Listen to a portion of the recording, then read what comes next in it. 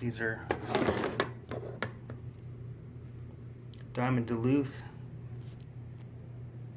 And then I got a pair of wire cutters. These are Kraeuter. Old school Krauters there.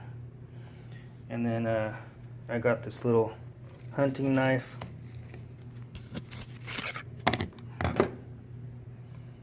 It's got what looks like actual fish scales on it, which is pretty nasty. I'm hoping I can clean that up. And I couldn't find any maker mark on there. It might be there under that crud, I don't know. I'll have to find out later on.